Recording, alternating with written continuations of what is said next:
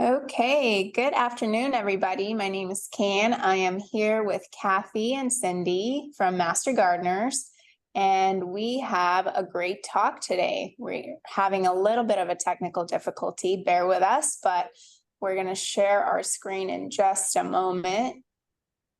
And here we are. And feel free to send in your questions in the chat, and at the end of the talk, we'll go ahead and address those questions. But please help welcome Kathy and Cindy, and the floor is all yours. Oh, thank you, Can. My name is Kathy, and I'll give you an overview of who Cindy and I are. We are UC Cooperative Extension, San Mateo, San Francisco Master Gardeners, educated by the UC system and other professionals in the gardening world. So we give back our time to the county, the community that we work in, and just have a great time teaching the home gardener lots of tips and tricks.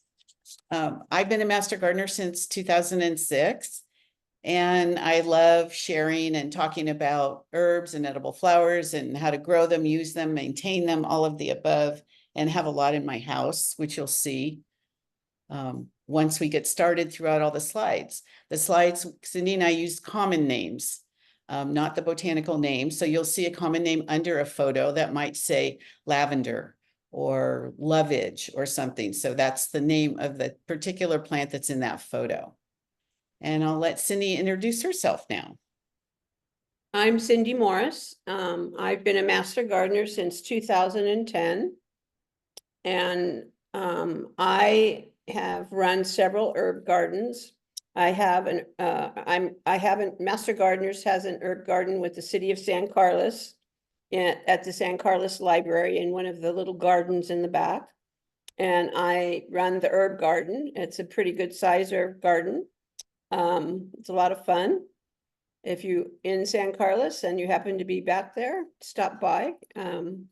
There's a native garden in the front and herb garden, and then there's a children's garden being developed in one of the other little patios. My father worked for Ferry Morse Seed Company, and I used to go to work with him, and on Saturday, and we'd go through the seed bins, and he'd let me pick out what I wanted. So I would pick out about 15 things, and I come home and grow them and was fascinated by it. So that's how I got interested in gardening. So let's get started. That's enough about us.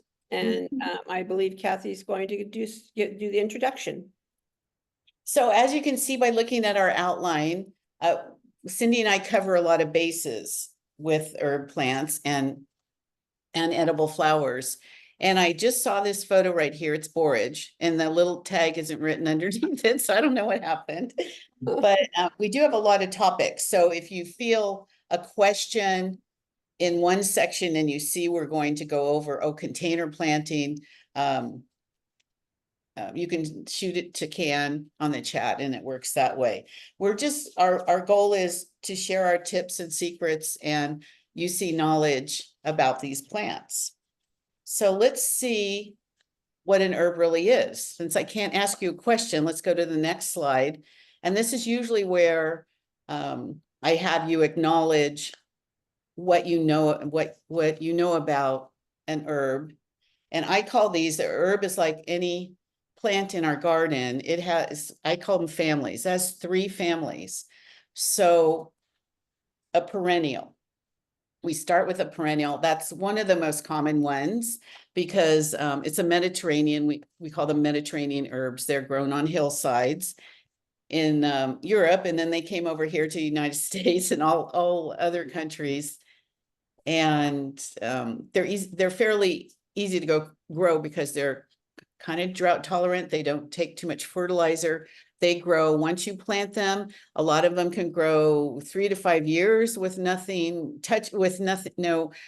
big maintenance, except for what the maintenance, you'll find out what we do when we do the maintenance part of our plant. But it will grow for years without much change. So that's a perennial. It's rosemary, maybe some thyme, oregano, all those are perennials. Chives that you see in the pictures there, and tarragon. So let's think now, what's an annual? An annual must mean something different.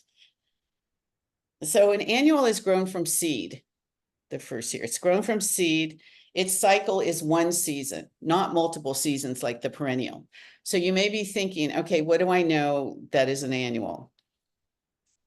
It's one of them is basil, because basil comes out like about now when the tomatoes are getting planted, and it's usually done by the end of the season. Now, some people say that their basil lasts for a couple years, but really it's meant to have a 1 year growth. The oils and essential oils in them and everything is a 1 year lifespan.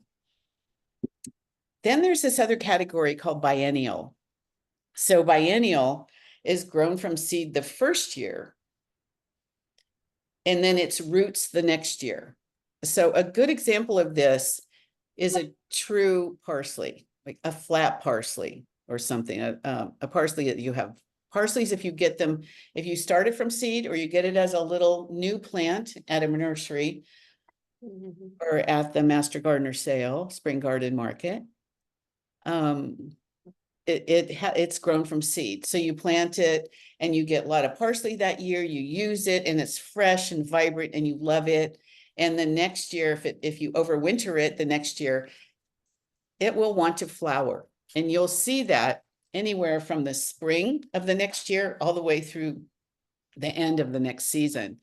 And it just wants to flower. Once it flowers, all its energy is going to the flower, and it flowers all the bugs and butterflies, the bees and butterflies, and everybody just loves the flower of a parsley or any other dill, anything else that is classified as a biennial.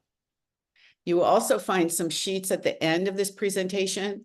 You see culinary herb profiles, which gives you a hint at what herb is what category or what family, as I like to call them. You get me a napkin. Oh, I heard that. Sorry. Cindy's going to help us with figuring out where and how, where and when to plant these 3 families of herbs. On the next slide. Well, I wanted to say one thing before I started. You know, for years and years and years, I thought basil was Italian. And do you know that basil originated in India? That's where basil originated, not Italy, not the Mediterranean, not any of that. I thought that was kind of interesting. The second thing I'd like to say is I grow bronze fennel at my house and the herb garden that I have. I have 3 bronze fennels at my house, and I have on them at least 6 larvae from swallowtails. And I love watching these little guys grow. I have them I put a plastic container. It's a kind of a cage that you can buy, and they'll actually chrysalis in there. It's got a net top so that they get air circulation, but the birds won't eat them. That's the main thing. So anyway, just thought I'd throw that in about how fun it is to have herbs.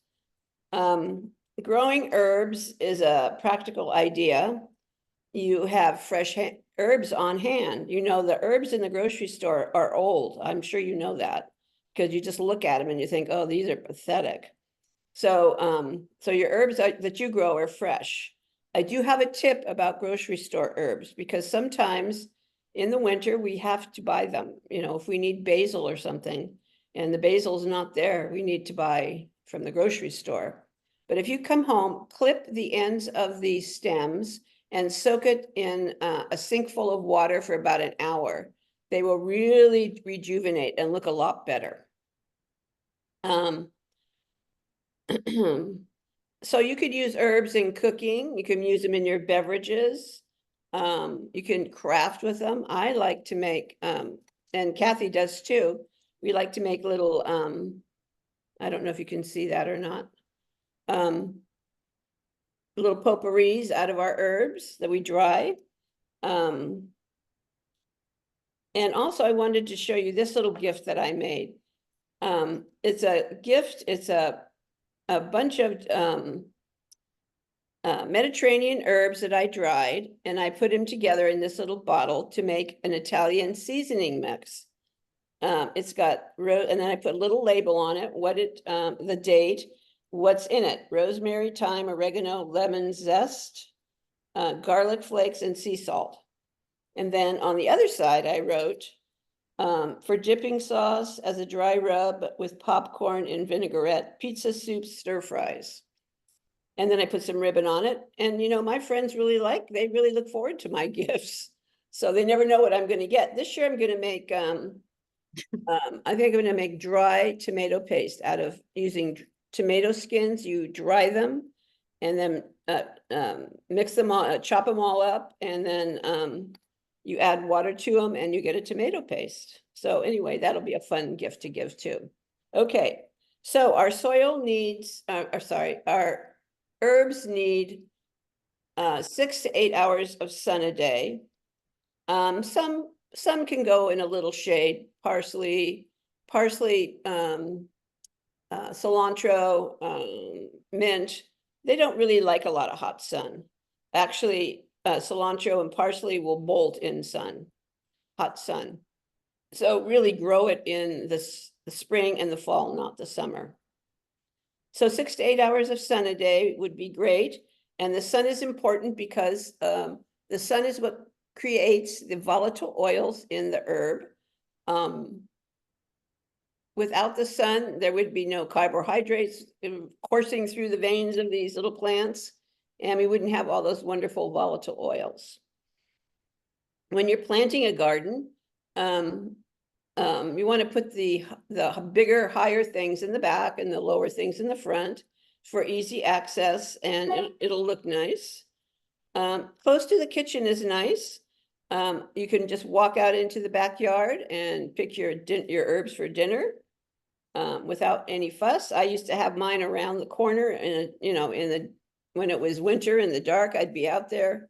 Oh, it was awful. But now I have them on my patio, and it's great. Water needs once a week, once or twice a week. If they're in containers, of course, they need more water. In the ground, they only need to be watered once a week, once established, and about 1 inch of water. In containers, which most of us grow our herbs in containers, about twice a week would be good. Soil, we use a nice loose garden soil. The Mediterranean herbs grow on the side of a mountain. Many of the herbs do in their native countries, and they don't get a lot of pampering, and they do just fine. So feeding them once a year is good. Some mulch on top of it is good. And you should have some nice tasty herbs. Yeah. Yeah, fertilizer is low. Once a year is plenty, probably. They're drought tolerant, which was important when we started talking about our lecture, still is. Because we were in the middle of a drought, and herbs are a good low water plant, and they're a good plant to start with. If you're a new gardener, herbs are great to start with because you will probably have some success with them. And so it's a good morale booster. It is. Can I say there's a lot of interesting things about herbs. The Native Americans used herbs, very interesting information.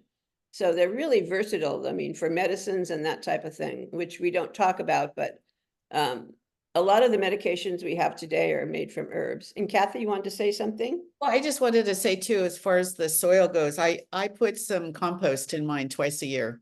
Sometimes just once a year, sometimes twice a year. So that's the only nutrition they get aside from the native soil. The ones that are in the ground, as you see in the picture, it's lavender. So lavender just loves it being ignored. And so they grow in not good soil. So yeah, as you notice, it's with an artichoke plant too. So you can really mix things up and partner things up, and other perennial plants out there that are landscape plants. Yes. So if you can use drip irrigation in your pots or your garden. And don't forget to use native herbs. There's really quite a few really nice ones. Hummingbird mint, yerba buena, yarrow, hyssop, all kinds of them. And in the garden that I have a section for native plants. I have one section is for mint. I have another section for Middle Eastern Asian plants. Then I have native, Mediterranean, and Latin. And so it's interesting to see where things actually come from, not who uses it, but where it originated from. So that's pretty fun. Okay, next slide, please. Oh, this is another fun part. Edible flowers. How many of you, and I know I can't see your hands raised, but just think about your answer, have ever used or seen edible flowers at a table setting? I mean, more and more restaurants are starting to use them, and it's getting to be kind of quite the normal. So the ones that most common to me, the one I started with is nasturtium. And nasturtium, this particular variety is called Alaska Mix. And the leaf is very tender. It tastes like it's similar to a watercress, but the flower is mild and is beautiful in just one popped in a salad somewhere. The others, any flower on an herb that you grow.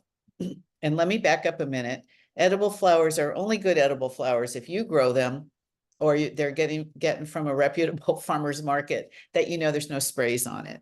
So you just want to make sure you're not just picking nasturtiums at the side lot there where they might be growing wild, because they do that too. So the middle is sage and scented geraniums in that pot. And the sage has purple flower on the top. I could point at it, but you can see the purple towards the top. And also the scented geranium on the lower side is a lemon scented geranium, believe it or not. And I thought, well, why isn't there a yellow flower? But it's a purple flower. That's the way it is. And They all have calendulas, purple flowers. yeah. And calendulas are pretty easy to grow. They self-seed. They can grow everywhere. As Cindy has educated me on this, it's like poor man's, oh shoot, what is it? Poor man's what, Cindy? Saffron. Saffron, yeah. It has that kind of taste. Yeah, and that you just want to take the petals off that and put it in a bowl and use it if you're going to use it. It has a different taste to me. I don't usually use it, but you know, a lot of people do. So they are pretty to look at. It takes some time for some people to get used to eating a nasturtium leaf. If you don't tell them what it is, it's in the salad, they usually like it. You know, that kind of thing. And is how the edible flowers works. Any flower on an herb, if you let an herb go to flower, is what I said earlier, is it's for the birds and the butterflies. That the leaf itself is going to lose some of its punch and flavor. So you'll want to get a new sage next year. And I usually, as far as parsley goes and sage goes, I have one flowering and one that I use for leaf, usually every year. And I still need to get a new sage for this year. But I think you grow the common sage, or do you grow the little? I like bergamot sage, and I also have, this one is a common sage. So if I find a bergamot, I'll get that and grow it. But I love that leaf. It's a fatter leaf. It has a little more mild flavor that I like. Yeah, I grow the gray sage, the common sage, the native sage. And it's a beautiful silver plant. It lasts 3 years. And at the end of 2 years, that plant is sending out runners of babies. And I didn't know what it was doing at first. And then I noticed that it was starting to die. And I thought, oh, it's propagated itself. So I'm waiting for those babies to grow now. They're rooting. And it's really very interesting. Oh, I think I want to go see that. That's at the St. Carlos Library, right? Yeah, yeah. Okay, so we can probably go to the next slide. I do remember what that is. So I think it's herbs are good for the environment, maybe. Parts of this slide didn't load. What? Yes, here we are. But one of the pictures is not there. Herbs are good for the environment. I think that's the next slide. Yeah, right. Mhm. So herbs grown at home, of course, as we were talking about, are more nutritious. And herbs attract pollinators. Man, do they attract pollinators once they go to flower. They really attract all kinds of beneficial insects. So having herbs in your vegetable garden really keeps the insect population, the bad insect population down, because the herbs are attracting beneficials that are eating the bad bugs. So that's really a great thing to have. Also butterflies, like I said, the fennel, bronze fennel attracts swallowtail butterflies. Buttermilk, milkweed attracts monarch butterflies. I grow milkweed and I've yet to see a monarch butterfly, but I'm hoping that one day someone will come. Someone Huh? someone will come. Someone will come. Someone will come. I'm happy to have the swallowtails. Well, And herbs can build the soil. Borage, comfrey, fenwick, sorrel the roots can build the soil and accumulate nutrients and reduce soil compaction. Almost any plant can do that. If it has roots, it's, they're spreading out and it's loosening the soil. And so that's a good thing. And herbs really don't need a lot of fertilizer or fuss. Once a year, really, once or twice a year is really plenty. Because like I said, they grow in not real great conditions and they thrive. So we don't want to love them to death. Okay. And Cindy probably told you, but the little beautiful caterpillar on the end Yes. is anise swallowtail, is a swallowtail. Yes. larva. And it's on a lovage plant that I have in my backyard. And every year they come back, and if you notice the leaf part has been eaten off. So this is what he does towards the end of the year. He grows from a little teeny black specimen up to, he's almost full grown there and ready to go find his spot. But now he's eating my plant, which I let him do because I use it in the spring and June. And lovage is a great plant. You'll see it larger in another slide so you can see what the plant is. Yes, once you have caterpillars, you will not have a plant left. But the plants are designed to be eaten and then come back. And that's what this one does.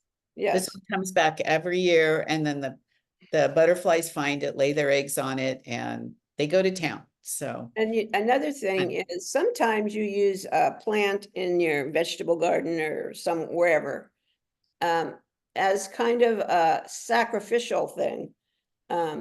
You'll put it in and the insects, all the bad insects will go to this plant. Could be an herb or it could be just another plant. And so they're not eating your vegetables, they're eating this plant. You're sacrificing the plant to save your vegetables. So, yeah. Okay, I think the next slide has something to do with this too. Okay. Why don't we go to the next slide and see? There we go. Pollinators. Okay, so pollinators, and this has a lot to do, it's just kind of a continuation of the previous slide, but this one shows you how to mix with landscape. And I showed you that in the beginning with the lavender, which is right here. This was in my front yard, the bee in the middle, and then the artichoke is behind it. And then there was a breath of heaven, which is a regular landscape plant, how everything can live together. This is more of that same swallowtail larva on the left there, and looks like he's on the same branch, so he might be. I just love their face. But there's the beautiful butterfly on the right that comes out of this larva, and that plant it is on is a anise swallowtail. And I have one behind me. I'm going to get it.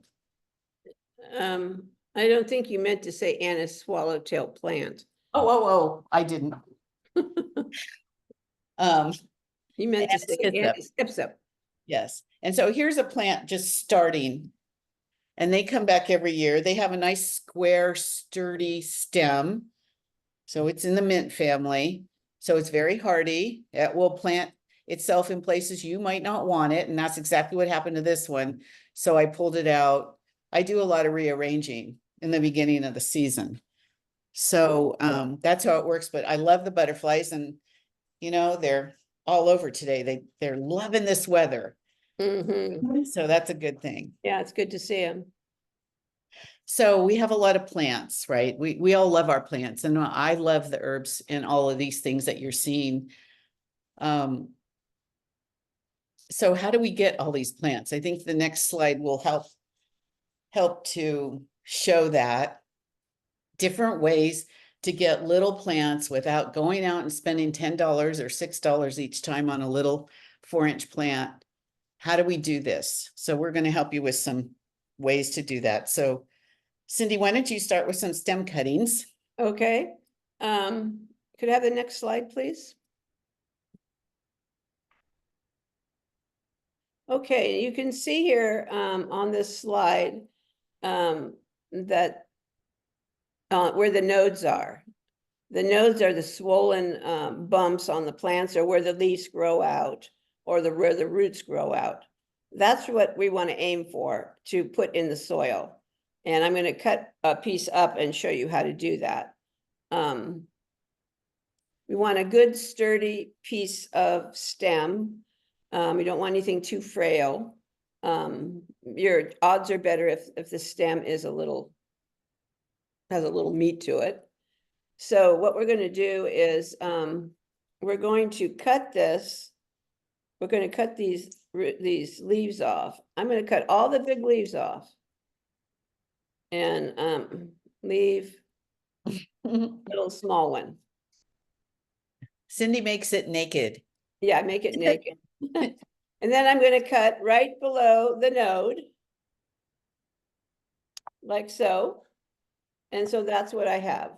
And then, oh, you know, I forgot a piece. I forgot my dirt. But anyway, we could do it without. I put some root hormone. This is a rooting powder hormone. Hold it up. I like the powder. You can get gel, or you can make it yourself. You can make homemade root hormone. And then what I would do is I would make a hole in my soil. The soil will be like a seeding soil with some perlite in it, or so we need to make the soil loose so that there's air circulation around these nodes so that they will be encouraged to grow. That's what we want. So a loose, fast draining soil, and the root hormone. I didn't get any on the top. I put some on the top. There we go. Got on the leaf too, but that's okay. And then I'm going to drop this in the soil. I'm going to put this node and this node in the soil. So all you will see will be this leaf. That's it. Then I'm going to put it into damp soil, and then I'm going to water it thoroughly, and I'm going to keep it moist, not soaking wet. I'm going to try to give it some humidity. So if you want to put it in a bag or under a plastic dome, or if you have a little greenhouse, that was great. And then I'm going to wait, because it takes a long time to get a stem cutting, maybe several months. But I want to say this about a stem cutting. If you want a plant that looks exactly like the, exactly like the mother plant, a stem cutting is the only way you could ensure that it will be a clone of the mother. Seeds will not guarantee that, which we'll talk about in a few minutes. But stem cuttings are fun. I noticed a sign. I was at Stanford Shopping Center yesterday, and I noticed a sign in the flower bed. The rules of the flower beds is that you cannot pick samples. So when you're out and about and you see something, it really, if it's at someone's home or, property, don't pick it. It's rude. though it's tempting. And I've seen things and I think, oh, I got to have that. But leave it alone and we'll find it somewhere else. If we were in person, I have a whole jar full of cuttings that I would give you, but we're not, so I cannot give them to you. You know, Cindy, my grandma used to go for a little walk My and father too. yeah, and bring like geranium sprigs Yeah, and pelargonium things and different things and just plop them in and not do these things that we do now. And it tended to work for her, but that was back when, how many years ago, yeah. right? And now things have changed, but yeah, that's not. My that's father used to go to it. shopping centers too, and he loved bringing home little slips. And I think most of them died. I probably, you know, because he took them illegally. But someplace like Yeah. Stanford that takes great care in designing and caring for their beds. Oh, yeah. Doesn't want you in there picking their plants. No. At the herb garden in San Carlos, I have people actually take the whole plants out of the bed. They pull the whole plants out. They take everything. Okay, And that's not right either. no, it's very upsetting to me. So anyway, that's my thing. So keep your root cutting moist and you'll see little leaves coming up from where did I put it? Here.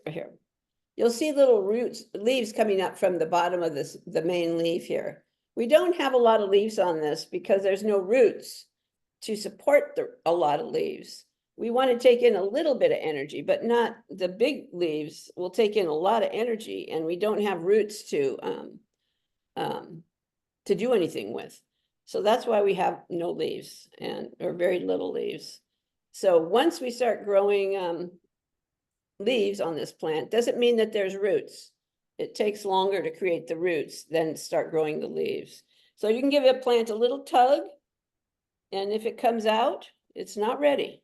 If it doesn't come out, then you've got some roots. That's a good way to tell. Cindy, if it's not ready and it comes out, should you put more rooting hormone on it and then stick it in the soil? I don't think so. Just stick it back in the soil. You probably could, but anybody I've ever heard says just stick it back in the soil. So Okay, sounds good. and make sure the soil is touching the plant. And we need the soil to be touching the plant and air circulation. Okay, I think we're done. There is another way. Oh, wait. There is another way besides the stem cuttings to get the mother plant. And that would be on the next slide that we're going to go over to get some more baby plants. Or little plants you want to share with others. And I have an example here, but I think for the ease of the Zoom, it's better to look at the pictures that we have on this. There's actually 2 slides of this. So you'll see that is an oregano plant. And I know I needed to get it out of the 4-inch container it was in. So it's similar to something like this plant I have, which is a lemon thyme. So this one is pretty much root bound too. In fact, if this were a live class, I'd be showing you on a table how to actually cut it, but we're going to learn right here on this slide. Do you see the picture next to it? You can see the roots that are circling there, and it really is going, get me out of here, get me out. So I have I have a couple of pots I'm going to do this with. There's a knife right next to me. I use what's called a hori knife. It's an official gardening, sharper than anything knife, stainless steel. So it's very sturdy. Or you can use a kitchen knife, anything that will cut. It needs to be a sharp cut too. So if you go to the second slide, the next slide after this, I mean, we'll see the second part of this. So before you even start a division, you want to make sure that your plant has been watered the day before, that it's moist and that it's feeling pretty good in its really tight container, but it just wants to get out. So you do that. So that step alone keeps it together like this, because you want it to stay together for the most part, so you can make a nice cut out of it. So this particular plant, I cut in 4 pieces, but you want to make sure that you lay the plant down on something, either a gardening table, or I use a piece of burlap so I don't make a huge mess. However you want to do it. You put the knife below, your hand on top of the knife. Nothing is to be under the knife because that's how accidents happen. Mhm. So I cut this one, like I said, in 4 pieces. I shared with a few of my friends or my neighbors. I have my soil mixed in the container, and we're going to talk about containers a little bit in a few minutes later about what type to use and everything. So I had smaller ones like this because I was giving it, still much larger than where it came from, but remember, it's a quarter the size as it used to be. So I have a little soil in the bottom of each with a little bit of my compost in there, and I just mix it up. And when this is a fairly small pot, so I'm just talking about a tablespoon or something. I just do one little scoop. And you put it in your container and you find the right spot for it. After it's cut and everything, you have to kind of frill the roots out a little, and all the ones that were caught up there, you may want to trim them a little bit, and you want to trim some of the top. Now, I don't make it as naked as Cindy does, but I do trim it so it doesn't have a lot of energy it has to expend to have a nice divided transplant session. So it Yeah, grows very you have healthy. roots. You have roots in your plant, so Yeah, you right. Yeah, so I don't want to make it naked. no, you don't want to make it Yeah. naked.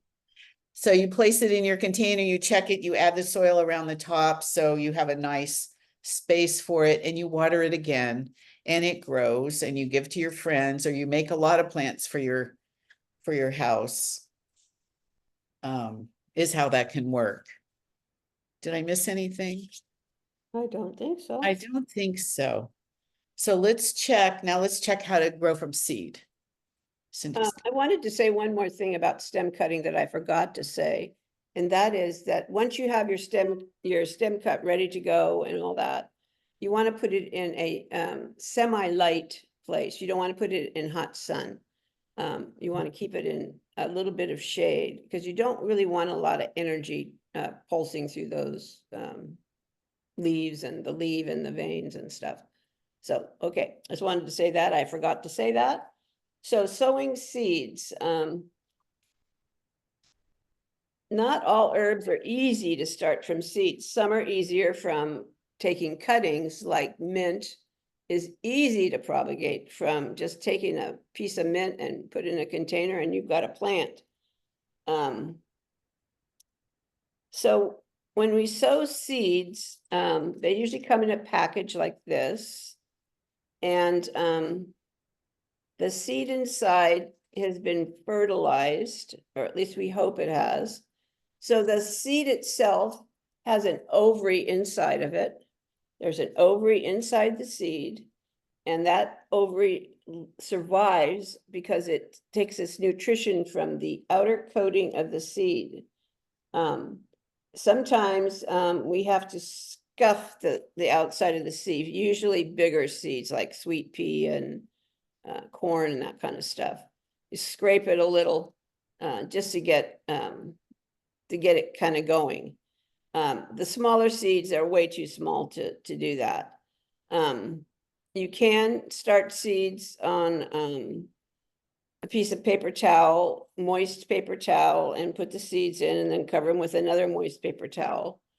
Well, you can see how many seeds are going to germinate and then put them in the soil. So once this ovary has eaten and it's happy, it's going to send up some cotyledons.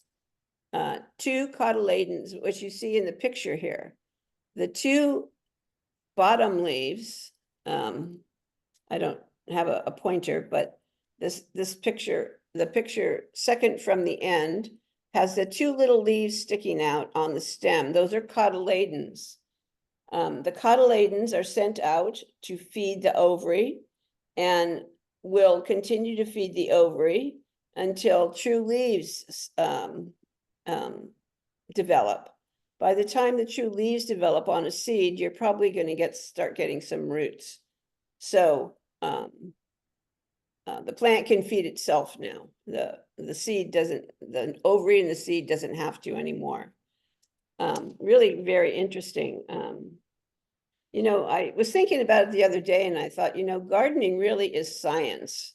It's not just, you know, a hobby, it's really science. Everything is a certain way because of chemistry or whatever. It's really interesting if you look at it that way. So sometimes we need to, seeds need heat to germinate. If it's summer, no problem, they'll germinate. But if it's late spring or maybe late fall or even winter, because a lot of our seedlings for spring are started in winter, we put them on a heating mat, which is great. Heating mat provides the heat.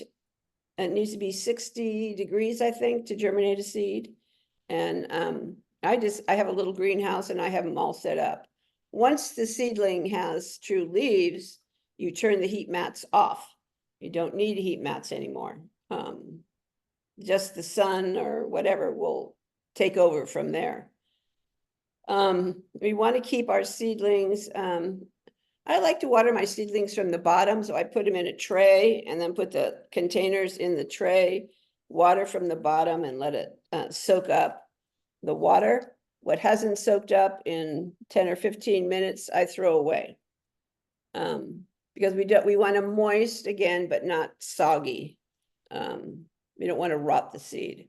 So, but that it does need plenty of water. It needs moisture, humidity. So a cover is good if you have it, or a little greenhouse or a bag, or sometimes you can cut a water bottle in half and put that on top of it. That works too.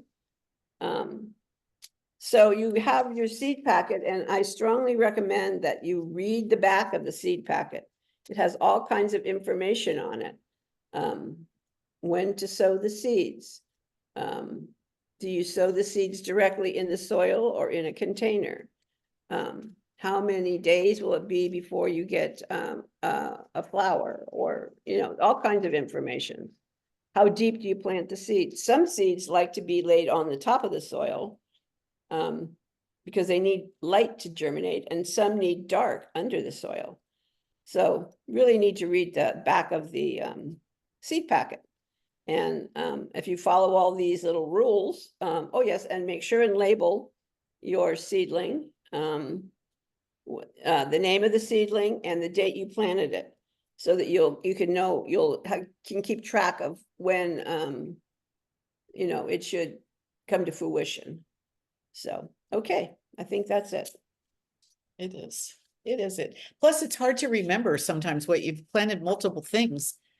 It's hard to remember what everything is. They're little like that. You have to label them. Yes, you do. Because when they're little, you can't identify a cotyledon, what a cotyledon is, not until you get true leaves, if you know the plants. If you know the plants, you'll know, oh yeah, that's rosemary or whatever. But it's good to put a little marker in what you're growing. So my little topic here is basically a continuation of the divisions, because we ended divisions with putting it in a container. We didn't have to put them in a container. We could have put it into the ground, but I grow most of my herbs in containers at home around the patios and in the front around certain areas. So it went in a container. But transplanting can mean from anywhere to anywhere, basically, from a container into another container, from a container into the ground, from the ground into a container, or, you know, just in a bigger spot to, oh, I don't like that rosemary over there, I want to move it over there. It didn't do well in that part of the garden. It'll do much better out there. So, you know, you have decisions to make, or you get a whim, or you say, it'll look better over there. Okay, whatever works. But what we want to make sure, again, is just like the division, is make sure it's well watered before you do anything to it. And you want to gently lift it from a container. This happens to be a flat of rosemary from a spring garden market we were growing at Elkis Ranch. So these went on forever because we had a lot of them. And so you want to make sure that they can come out of the container well. And watering does the trick with that. So if there's a root ball under there, you want to just gently loosen it. You don't have to mess with it too much.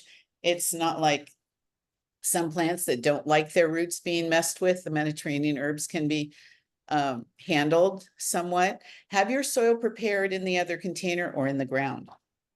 So you want the container or the ground hole at least twice as big as what it is.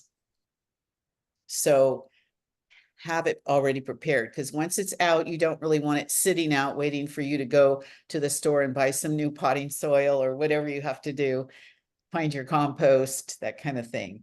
You want to place it in the container or the soil, and just kind of place it, make sure it can hit the top correctly or close to where you want it, and then fill in some soil around it. Now, when I say that the soil is prepared before, not only it's loosened and the hole is correct or the container is right, again, you have your soil mixture with a little bit of compost in there for the initial transplant.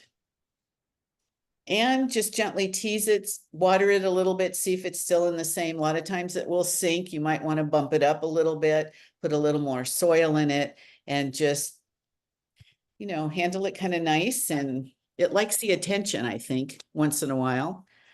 And just make sure it's watered. And for transplanting, so we have, Cindi and I both love container planting in different containers. And we can go to the next slide on this one, because we're just going to chat through it a little bit. The herb name on the side is what's actually in there: rosemary, sage, oregano, thyme. The thyme is in the back. I like this type of terracotta pot because that's what I use at my house. Cindi has some other types. These were just spread out. I have things all over. So I stacked them because we were having a party back there, and, you know, they're still stacked because I liked the stacking effect and how it works. So we both handle things a little different, but there's no wrong way. And there's different types. So I'll let Cindi go over the types she uses and see what happens. I actually do have a stacked one, Kathy. All right. I have tomatoes in the top and I have thyme around the bottom. So there. Yay. But I like the colored containers. I like to make a statement with them.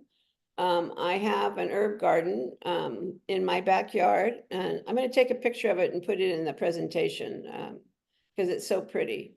It's all blues with a touch of yellow in it, and I have all my herbs planted in these containers, and they really look nice. I just gave them some food and a little compost and mulch, and boy, they're really perking up.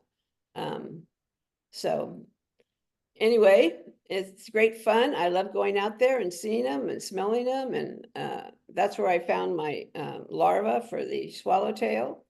And they're really, I like the painted terracotta. I don't really care for the black plastic because I don't think they're very attractive, and I think they maintain too much water for herbs. Herbs like to dry out, and the terracotta, even the glazed terracotta, dry out much faster than the plastic. So the black pots get really hot too. Yeah, they do. You said so. Though I do like growing my cymbidium orchids in them just for that reason, because they do stay moist. And in the summer, I put my cymbidiums in the shade because where they are in the winter, they would burn up. So yeah, it just depends on what works for you. Yeah. So how do we maintain all these little plants in containers and around our garden? So let's hit the next slide and see how we do that. And in my mind, it's pretty simple. You have to use them. It comes down to, you have to use them. This is a lovage plant, the same lovage that you saw in the beginning that has the swallowtail larva on it. the parsley has it on it too. And so it's just kind of all over. I love this lovage. It comes back every year. And its lovage is a cross between a celery and a parsley. It's of the same family. And it's great in a salad as long as you have the leaves that are fairly new. If once the leaves have been on the stem for a month or so, it can tend to get a little bitter. So using it is the great key. And it's okay because you use it up to a certain point and then the swallowtails find it and they eat the rest. And that's perfect.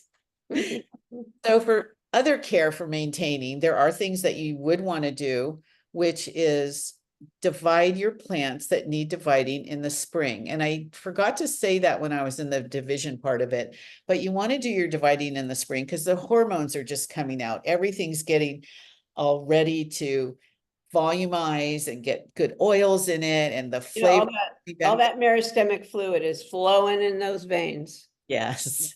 Or stem, excuse me. Yeah, in the stem. Stem So cells. you want to divide in the spring. So that's one maintenance part. Also, when you're dividing, you know, you add your little bit of compost and you should mulch around the top. This particular shot of the lovage doesn't show mulch, but when I say mulch, I'm talking about like an arbor mulch or something like that.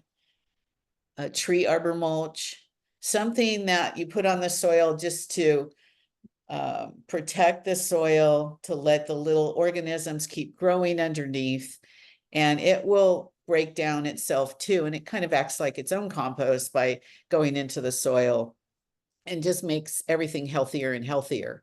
So in fact, I have my few buckets of it in the back that I have to add to my herbs later from my favorite store. Anyway, so you want to use them. You want to, you know, so many times people have they buy the basil plant and it gets real lanky and everything, but you should like cut it back and use the basil. And you have to use it to keep it healthy. As soon as you buy it, cut it back.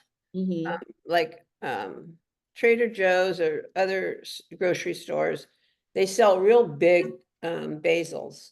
Yeah. And the first thing you should do is cut the basils off at the node, at the growing point, about 20% of the plant, and use that basil or make pesto or something. And then you have a happy basil plant. Mhm. My other point up here with the perennials was to have a plan for flowers.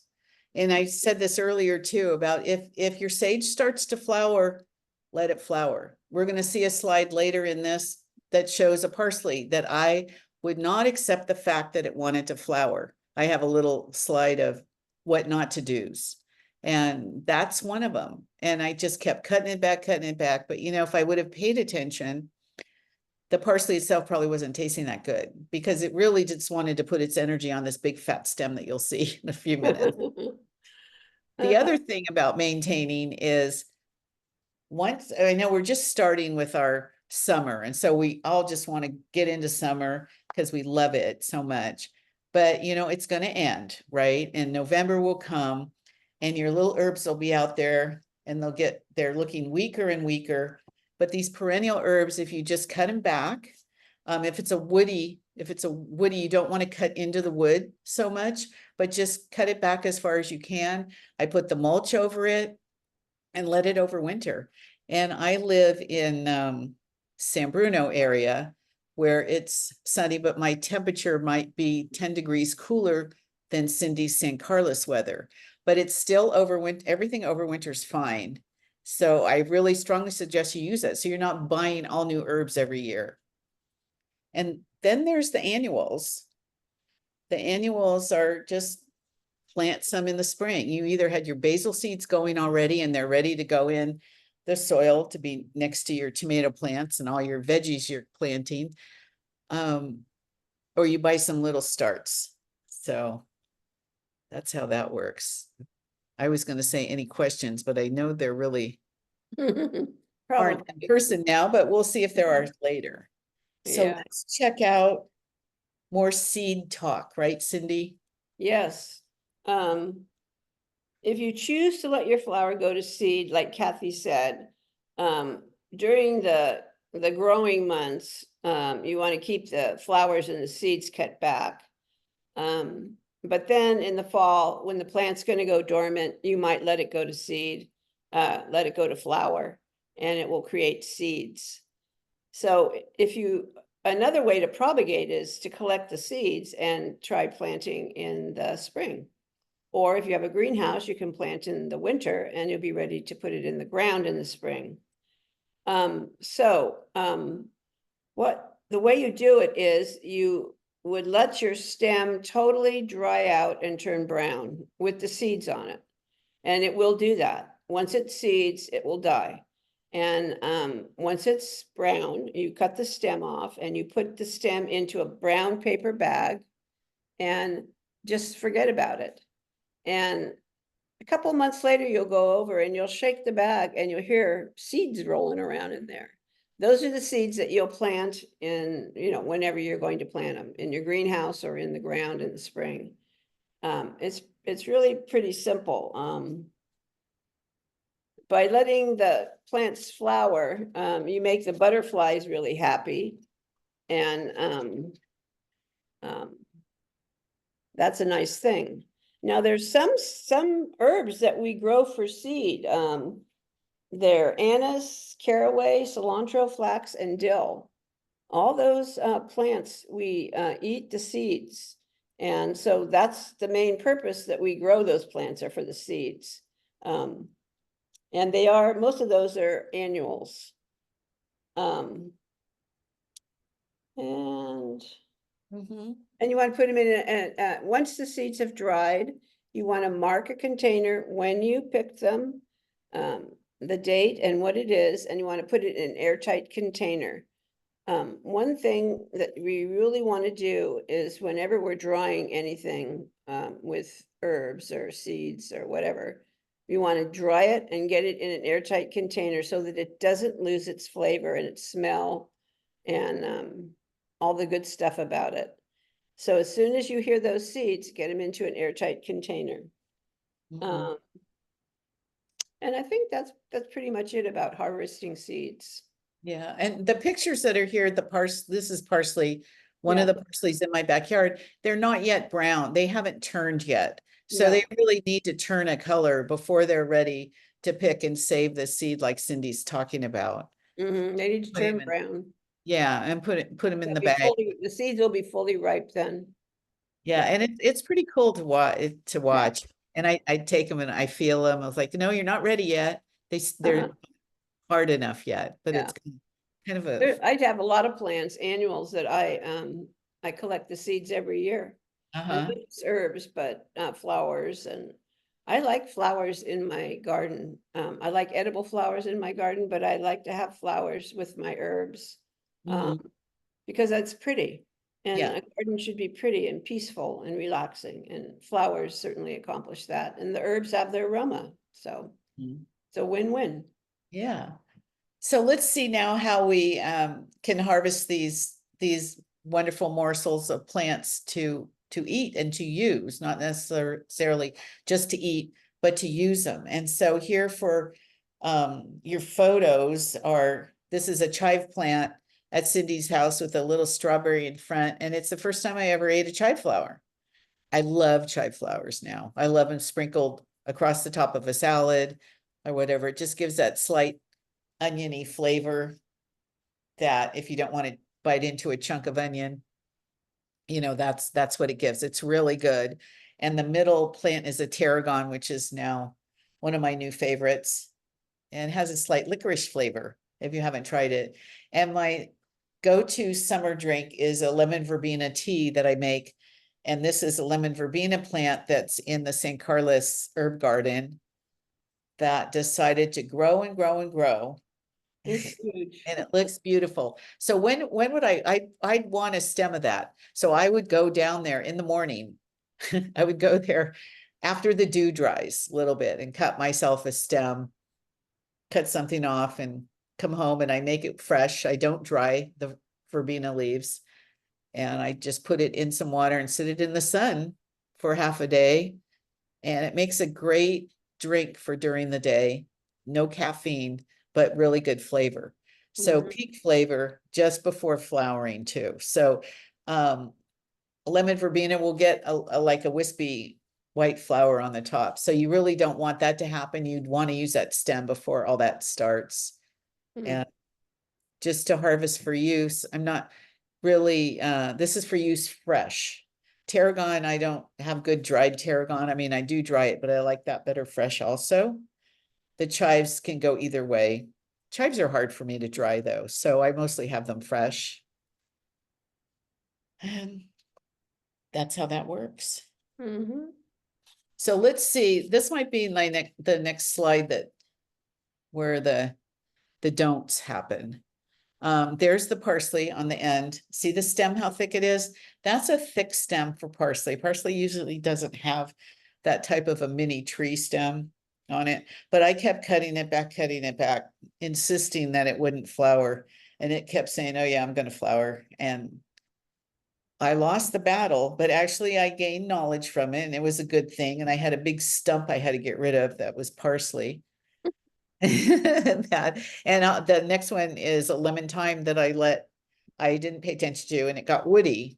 So you really don't want your herbs to be woody like this if it's a Mediterranean herb. Oregano can get woody also, and marjorams. They can all get woody like that. And the thyme is just too delicate to let get woody. So because the leaf is just so,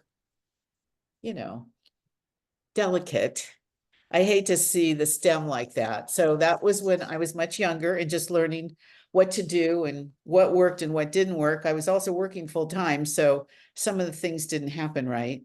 And what's next to it is something we call cutting celery, but it might just be a real celery, but we use it, or I use it now as just what we call it as a cutting celery. And Cindi gave this to me a long time ago, dried, and said, just put it on some fish or something, Kathy. It's really good. And it was really good. So I kind of got hooked on it. I don't know if you still grow it, Cindi. I don't have any right now. I'd love to have some. Well, maybe I'll just divide this one up, see if Okay. that works. We'll do an experiment and divide it. Yeah. So let's see, when we do decide when we want these dried now, how do we dry them? Cindy's going to show that. I really like drying herbs, as you could tell from my Christmas presents and all that stuff. And it's really a nice way to preserve your herbs for the winter time. So I harvest in the morning before the dew and wash them, pat them dry. I want them as dry as they can get. And then I take them off the leaves, off the stems. And the reason I take them off the stems is because the stems contain water and I want these leaves to dry fast. So these are my leaves. I hope you can see them. Those are my dried herbs. Can you see, Kathy? Yes, but I know what I'm looking at. And yeah, and then I let them dry for 3 or 4 days. And then I put them in this wire basket that I really like because it's got a lot of good air circulation. And I just kind of fluff it every day until it's dry. In this basket, I have fennel, sage, rosemary, oregano. I have an Italian seasoning mix in here, basically. And so I made some the other day and I'm gonna continue putting it in this jar here. It's marked and dated. So what I do is after it's dried, I just take my hand and brush and rub it across the herbs on the grate of the I don't know if we can see that. I'm If gonna show you the. Take your laptop and. Yeah, I'm gonna do that. So this is what the herbs end up looking like. Oh, great. So they're all ready to go into the jar. The basket makes perfect size. And if I could tell you, the smell is incredible, really nice. This is how I dry herbs, and I dry them fast, like I do the other things, and get them in an airtight container to maintain their taste. And I have herbs all over the place. And that's how I dry herbs. It really annoys me when I see people dry herbs in strange ways, like the hanging of the herbs as it is there. Because you don't want your herbs out in the air. You want them in an airtight container. And there's a cooking show, and she's always bringing out her oregano, this dried bunch that she hangs somewhere in the kitchen. And she rubs it in her hands, you know, and it's great. But I bet it doesn't have as good a taste as this does. So please, airtight, dry, Yes. and then airtight your herbs. You can dry in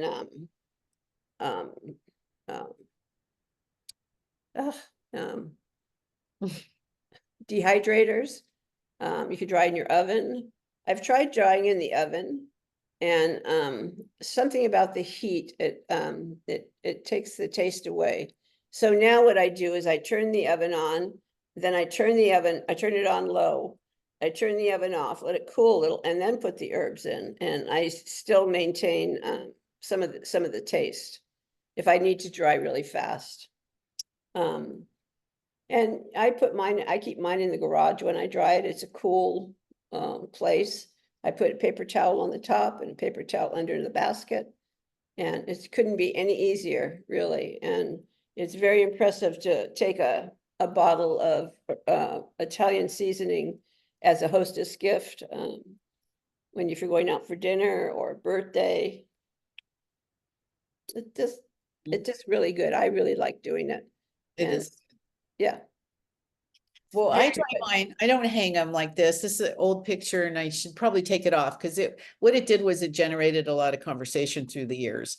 But Mm. now, it's like, that's not the way to do it. And you don't want it in the kitchen or any place like that. If you are gonna hang dry something, I do it in a closet or something that's away from everything and dark. But I take the stems off and, I do different than Cindy. I leave the leaves on it, but I put it on like a quarter baking sheet and with a rack on it. So there's underneath air and top air. I put a cloth over the top, a paper towel over the top and let it dry on my dining room table because we don't use the dining room that much. And it, not in direct sun or anything like that. And it takes about the same amount of time, about 5 days. The trick is you have to catch it at when it's ready. And so then I bring it to the kitchen table and I sit and I just string it off. And it's kind of my meditation moment for the week and just sing it right off. And it works out great. And I put my end result in like a big mason jar, much larger, and I label it Marjoram 2024 or something. And then I do very similar to Cindy, another little container. And you can buy these all over. Well, it used to be all over. If the store is still open, you can buy it. If they're out of business, I guess order online. But you Mhm. put it on in little containers and give to friends and family during the holidays, and it's a nice gift. So I think the important thing is to dry it as fast as you can and get it in an airtight container. yeah, And I know people have had great success with the dehydrator. I've never tried it, but I like my little basket method. yeah, Because I haven't tried. it cuts the herbs up really nice into a nice shape, and so I like that. So. Okay, I think Well, there's another slide, right? yep. Now we're going to talk about what to do with all these wonderful things. And we don't have a slide for the bouquet garni, Cindy, but why don't you tell them how you do your bouquet garni? Do you remember that Okay. one you used to Yeah. have there? I make my bouquet garni. I take a leek and I take the outer leaves of the leek and I wash them off. And because they're pretty big, the outer leaves, and you usually don't eat them. They're too tough, you throw them away. But I like to take them and I put a garlic and herbs and whatever else. And then I get some string and I fold it over and tie it up. And then I just drop it in my stew. Instead of just tying up the herbs and dropping it in, I put it in this onion, and it really adds a lot of nice taste, and it really works out very nicely. And it looks kind of pretty too. Yeah, it looks is. pretty. At first, when she was telling me about this, I thought, okay, wait, take what? A leak and do what? And, but it works. It works Yeah. really good. Yeah. Thanks for that. I know I was looking for that to add it last night and I couldn't find it, but anyway, so that's one thing to do because we have all these herbs that we want to try. Say if you even buy 3 herbs, if you're thinking, okay, what herbs do I want or what do I have? I already have a parsley. Now maybe I need 2 more. But so you have herbs that you're going to have to use, remember, because that's part of maintaining an herb is to use it. So what are we going to do with all these things? Everything you cook this summer should have some herb in it or sprinkled on the top. And my rule of thumb is I use dried herbs for sauces and sometimes stews and things, something that can handle a dried oregano or a dried marjoram like this. And also that's in cooked foods already. So you put it in the beginning while you're cooking the sauce. The fresh herbs I tend to put on towards the end of a cooking process. As you lay it on the warm fish or on the warm green beans or whatever it is, and the oils come out and you have that wonderful fragrance coming from a wonderful taste coming from the fragrance. There's all sorts of ways. Yeah, I agree. I do the same. Yeah, so let's flip to the next slide. Oh, thank you. And so this is something that I do, herbal vinegars, and here's my one example, and you probably can't see it that well. It's best to look on the photo, but herbal vinegars, they're so simple. And so just what it says on here, I take a couple handfuls and I put it in one of those big pickle jars, and I put the rice vinegar, cider vinegar, whichever vinegar I want, and I experiment with it and let it sit in the pantry for 1 or 2 months. Just let it kind of sit in there and gush around. I put the lid on it, of course, and I check on it now and then to look at it to see how it's going, and it's getting stronger and stronger. So I have different variations. So I have a marjoram with red wine vinegar. This one is tarragon in a cider vinegar, I think, or a white wine vinegar. I have Thai basil in the cider vinegar. There's all sorts of just whatever your imagine takes, whatever flavors you like, that's what you should do with it. And then what you do, you have these little jars, or these are kind of big jars compared to the little jars of the dried herbs. Or even an old red wine vinegar jar, you reuse it. That's perfect.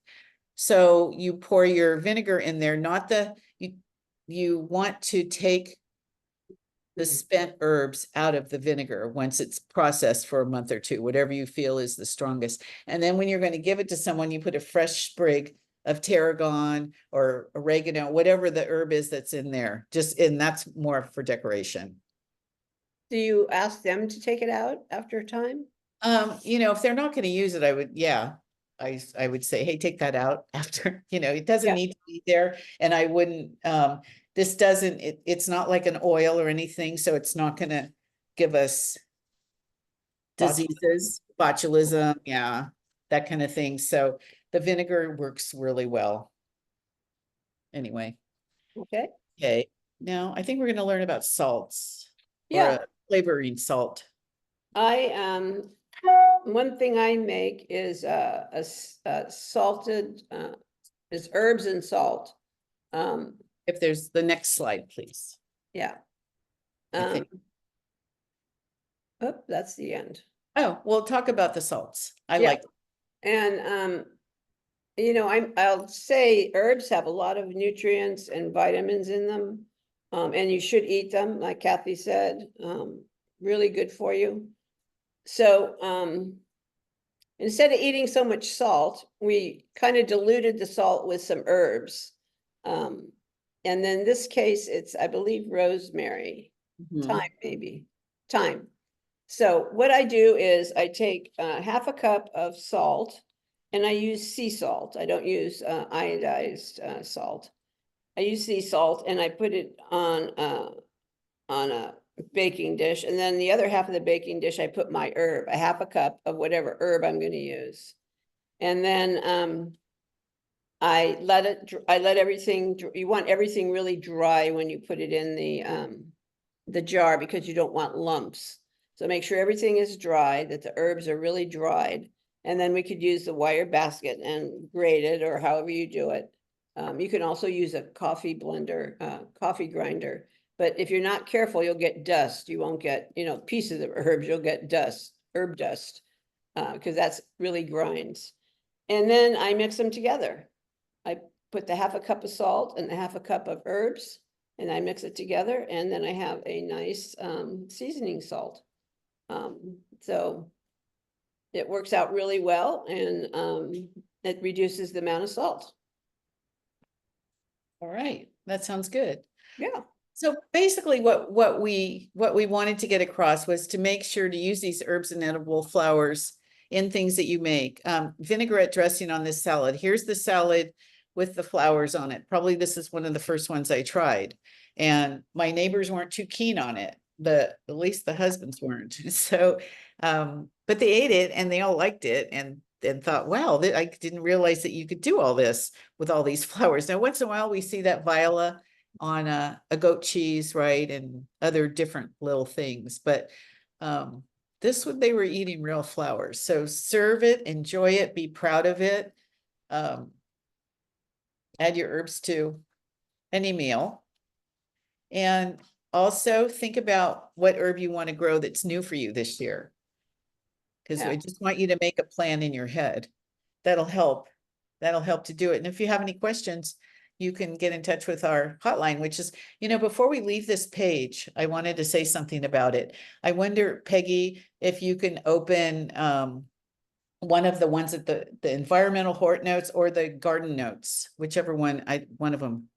Double click. I think you can do this. Mm-hmm. And so these are the sheets that are from UC that we like to share. I just want to make sure that all our guests know that they're here so you can open it and use it for reference. This is for landscaping, I believe. The other page, the other one that we had. It's just a description of herbs. Yeah, is the tells you if it's an annual or a perennial. I can't remember which one you How opened. it grows, yeah. A little detail on, Yeah. the popular herbs. So when you get the slide deck, if you want to open it, and it just says annual, the very first one, I don't even know what that was, but it says what it is. It just gives you some kind of base as to what it is you might want. And if it'll fit in your garden, that kind of thing. And I don't mean fit as size, but fit as far as what family these herbs belong to. So I want to show you that. And then we'll go to the next page after that. I wanted to thank everyone here. I thanked Lingso Garden. I didn't realize Can was my person. I kind of realized it, but not really. And I want to thank Peggy McLaughlin, a master gardener who helped us with moving the slides around for us to aid in our presentation here. And the next slide has some barcodes. If you're interested in a newsletter, finding out where we're located, donating, and the slide after that will tell us like where our helplines are, because those are very important. We have a lot of activity on our helplines, which is on the next slide that shows you when we're open. We have representatives there during these times, and you can just go to the location and ask your question. If you're bringing a sample plant with some disease on it, have it in a plastic bag or something. Yeah, and thank you very much. This was fun, but I know we have questions, so we'll go. I want to thank everyone too for listening to us go on and on about herbs, and I hope you enjoyed it. And I want to thank Cam and Peggy also. Thank you. Okay. Well, thank you, Kathy and Cindy. That was really informative. Even though we had some technical difficulties in the beginning, it was a great presentation. Thank you. Thank you. We do have a couple questions here, but not a lot. But so let me read them to you. The first one is, Do you have any recommendations on the best type of lavender to grow in our area? Okay, my area is the Northern Peninsula, but I think it's all kind of the same, but I grow lavandula angustifolia. That's the big plants that are out my front. I have 5 of them. And I process them every year, or harvest them, not process them. So I make sachets and I give them places. Like if we do a live class, I bring however many people are signed up for it, and we pass around those. And I bring them if my niece is having another baby shower, things like that. So, and give them to friends and holidays. I also grow a hidcoat, which is a much smaller version. And there's another version, a small one. I use those for cooking. So yeah, so I dry the sachets. I use the larger heads that you see in my front yard. And then the smaller heads I use for, what do you call it? Culinary lavender, I call it. And I dry it and I put it in a bigger jar than this. Is it Grozo? Will it grow? No, Grozo. Is that Oh, the Grozo too. I mean, another master gardener grows Grosso, and that works too. Grozo is supposed to be good to eat. Mm-hmm. I have another at the Garden Education Center. We're growing a Goodyear. It's called Goodyear something. And it's good too, but it blooms a little different times than mine do. I have an English lavender at the herb garden and it is huge. Yeah. Darn thing has been blooming for about 1.5 years. It never stops blooming. I think that might be angustifolia. Yeah, I don't know. It came with a sign saying English lavender, so Good. who knows? Perfect. Whatever works. I'd like to cut it back, but it keeps, as long as it has flowers and the insects like it, I don't cut it. Well, as soon as it dries out, then you cut it back and get its shape if you want to shape it, Yeah, make it look like the people in France do, or Sonoma. right. But just make sure, my front yard lavender, I like to use it for sachet, but I need to make sure that my next door neighbor doesn't have sprays going. Because that was happening for a while. So I had to cut the use of it because I didn't want to share that with everyone. Now they don't do that anymore. So No, that's good. yay. So what's the second question, Can? The other questions are just regarding how to acquire the copy of the presentation, essentially, which this is being recorded and it'll be available under Linkso's community resources. So I don't really have any other questions for your talk. Well, good. Probably very informative. We covered it. Covered it all. Thank you so much. Do you both have any closing remarks before we sign off? I don't really, other than, herbs are easy. And if you're a beginner, start with herbs and I don't think you'll be disappointed. And it's nice to mix them in the garden with your, especially if you have plants that tend to get diseases or insects. The herbs might just keep them away. And another thing is wildlife doesn't particularly like herbs. So if you surround your favorite plant with herbs, the deer might not cross that path because they do not like herbs. They don't like the taste of them. And very few bugs eat them as far as putting holes in leaves and things like that. Yeah, things stay away from them, even rabbits, and the rabbits will eat parsley. I did a parsley test at Elkis Ranch, and it was comparing parsleys, and I measured and we tasted and all that. And I came the next week and the parsley was down to the ground. Rabbits had gotten in and just taken it to the ground. So anyway, they like parsley. Kathy, do you have anything to add? Not really. I think I've wrapped up just about everything, but like I said, try 1 or 2 new herbs this year. And if you have any further questions or anything, you can contact us through these helplines. It's an email also. You can do an email to them and then they'll get it and get it to us. So thank you for attending. Awesome. Well, thank you, Kathy and Cindy. This is fabulous. And again, it'll be available under our community resources page on our Linkso website. So check that out. And thank you again all for attending. Thank you. Thank you. Bye-bye. Thanks, Bye-bye. I'll stay till every.